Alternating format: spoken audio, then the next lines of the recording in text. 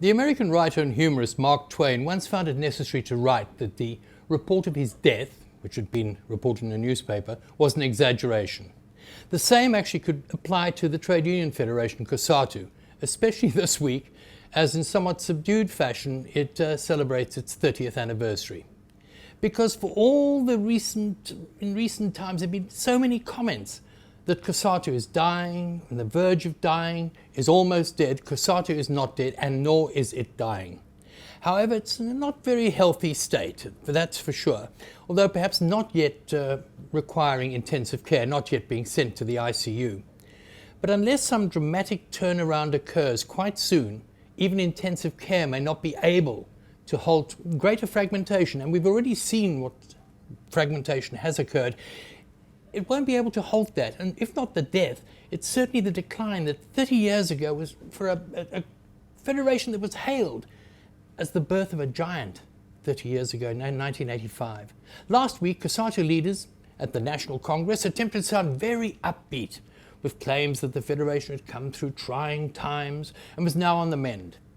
But what was stressed continually was that unconditional unity was the theme, and it was put forward in often rambling and ideologically incoherent speeches.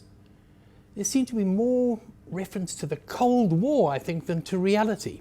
But does it all matter? I mean, after all, fewer than a quarter of formerly employed workers are unionized now, and perhaps half of that number, maybe less even, are members of COSATU unions. Numbers are down, union power is diminished, and it's led to some union bashers celebrating the premature and impending demise not only of COSATU but of trade unionism as a whole. But of course it matters. I don't think in recent times that there's been a greater need for the sellers of labour, for workers, to be democratically organised. This is a time of global economic crisis and an ongoing crisis. So such organisation is necessary, not only to protect what gains have been made over generations, but also to fight for improved conditions, not just for workers who are in work, but for humanity as a whole. So it's important, I think, to try to understand not only why unions are vital now, but also what are the underlying reasons for the turmoil and the fragmentation within COSATU and the weakening of what was, I mean, let's face it, 30 years ago, a labour movement giant. Now this, in any event, will be the focus, I think, of my Inside Labour column this week, that you can access on this platform, Fin24 tomorrow, and a version of which will appear in City Press on Sunday.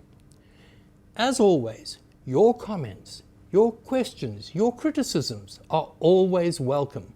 All you have to do is mail them to editor@fin24.com.